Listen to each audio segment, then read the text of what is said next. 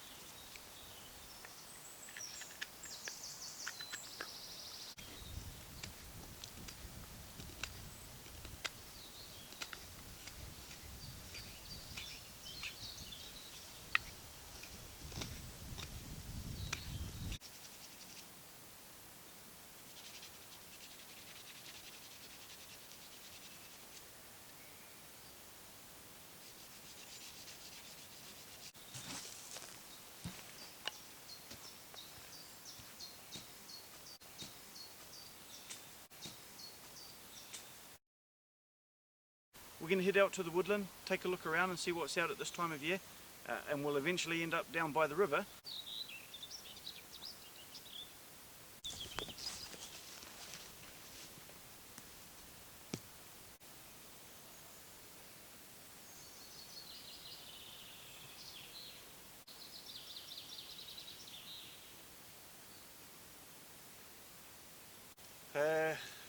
Well, I'm always looking for new material for fire lighting, and this is Norway spruce as far as I know, and bark comes off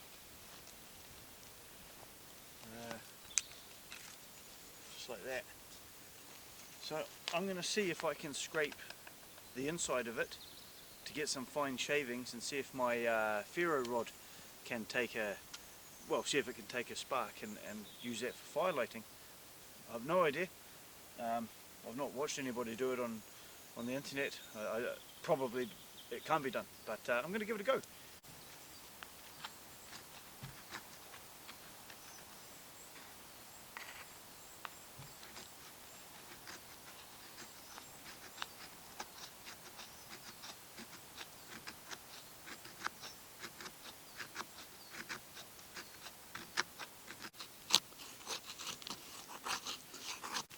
Right, I don't want to have a fire in the woods.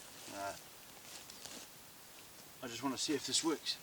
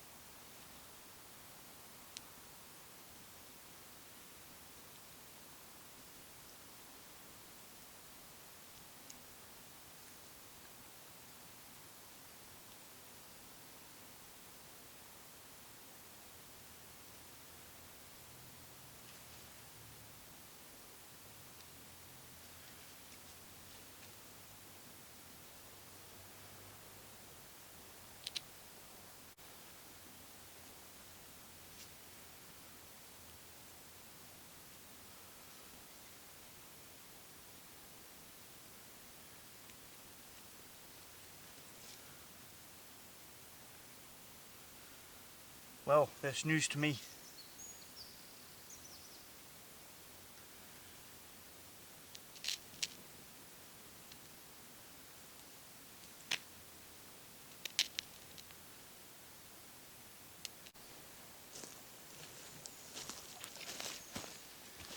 Well, okay, as I say, I don't want to have a fire in this particular woodland, but I did two things. One, I tried to scrape the sawdust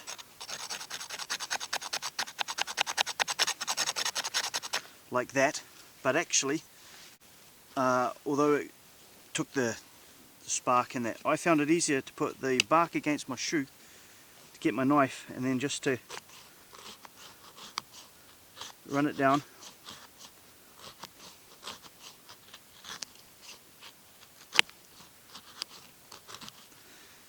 You get some shavings. If I'd got more, you know, spent a bit more time prepping, and I got that initial take with the ferro rod and then kept adding the shavings, I could have got that going no problem. I used a little bit of dried bracken just on the end there just for fun, but that worked, and I'm delighted with that.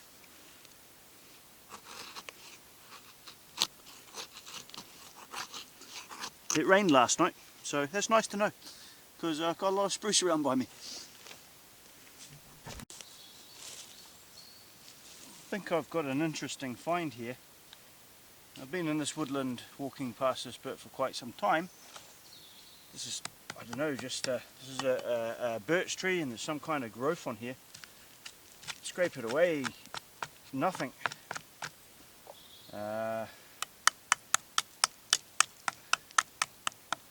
Chip that away, and I think that's Chaga there.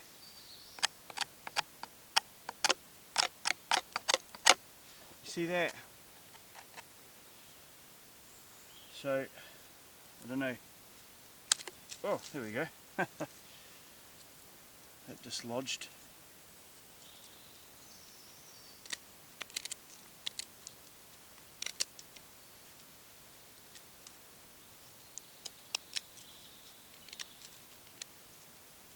Yep.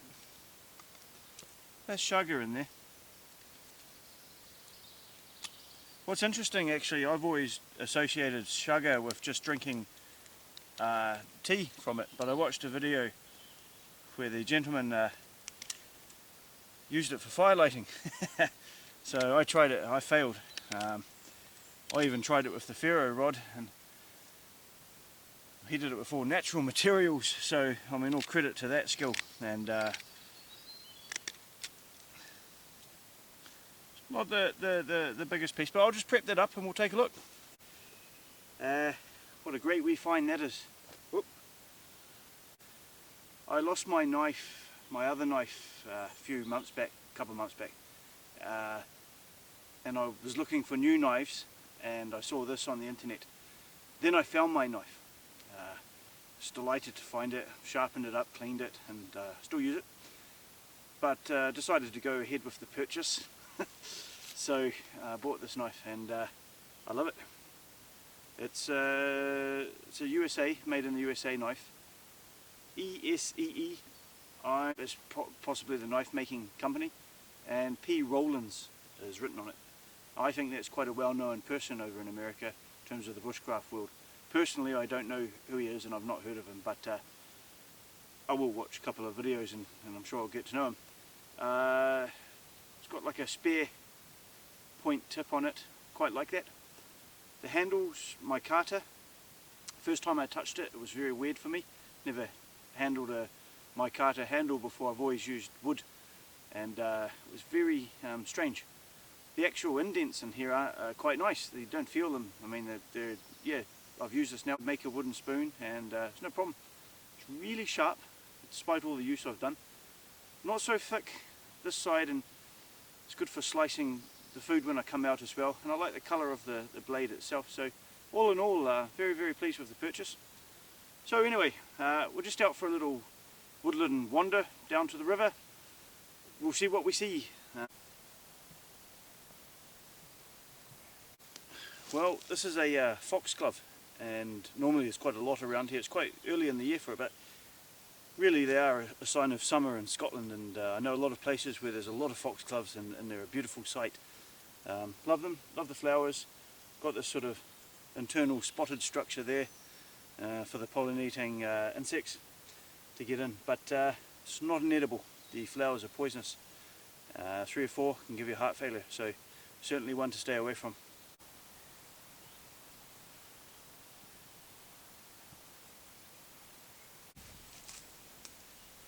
Okay, we're down by the river. That wood there is actually down as work of a beaver, and over here is some chicken of the woods. This is chicken of the woods, and that's the one I actually ate in my last video. I just took that very top portion and left the rest. It's all turned a bit old now, but I left it in case somebody else wanted some, but no one's taken it. But it's no good for me now.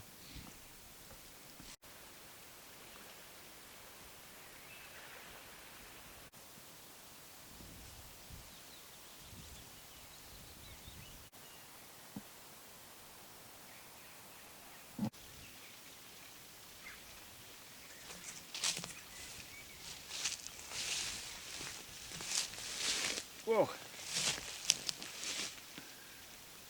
This plant's called Sweet Sicily, and you can actually eat these seed pods,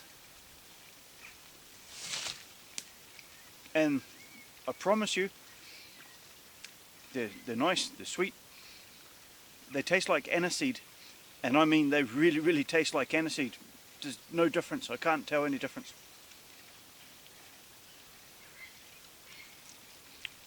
Really interesting plant, that one, that's for sure.